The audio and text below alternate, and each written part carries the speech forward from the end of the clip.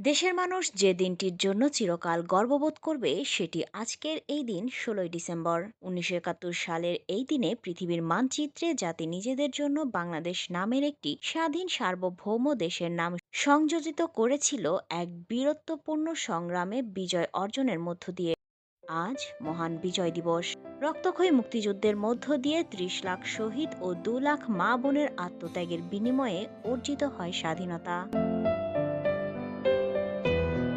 এই ডিসেম্বরের কুয়াশা ঢাকা বাংলার আকাশে উদিত হয়েছিল স্বাধীনতার সূর্য, উড্ডীন হয়েছিল লাল সবুজ পতাকা, বাতাসে অনুকরণ তুলেছিল অগণতিক কণ্ঠের সুর, আমার সোনার বাংলা, আমি তোমায় ভালোবাসি।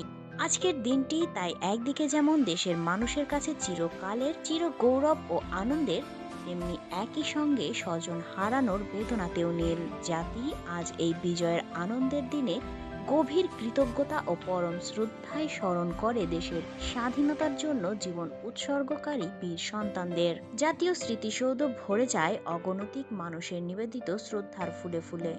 জাতীয় পর্যায়ের প্রত্যুষে ৩১ ভার তোপধ্বনির মাধ্যমে দিবসটির সূচনা হয়। সূর্যোদয়ের সঙ্গে সঙ্গে জাতীয় স্মৃতিসৌধের শহীদ স্মৃতিস্তম্ভে প্রথমে রাষ্ট্রপতি মোহাম্মদ শাহাবুদ্দিন এবং এরপর প্রধান উপদেষ্টা ডক্টর মোহাম্মদ ইউনূস পুষ্পস্তবক অর্পণ করেন। এরপর বিভিন্ন রাজনৈতিক দল, সামাজিক, সাংস্কৃতিক ও পেশাজীবী সংগঠন এবং শিক্ষা প্রতিষ্ঠান সমূহের শহীদদের প্রতি শ্রদ্ধা নিবেদনে স্মৃতিসৌধে পুষ্পস্তবক অর্পণের জন্য উন্মুক্ত করা হয়। আলোচনা সভা, মিলাদ ও দোয়া মাহফিলের মধ্য দিয়ে মহান বিজয় দিবসের কর্মসূচি পালন করা হয়। দিবসটি উপলক্ষে বিএনপি সহ বিভিন্ন সামাজিক, সাংস্কৃতিক সংগঠন ও রাজনৈতিক দলের নেতৃবৃন্দ পৃথক বাণী দিয়েছেন। তারা মুক্তিযুদ্ধের শহীদদের প্রতি গভীর শ্রদ্ধা নিবেদন করেন এবং নিহতদের রুহের মাগফিরাত কামনায় দোয়া করেন।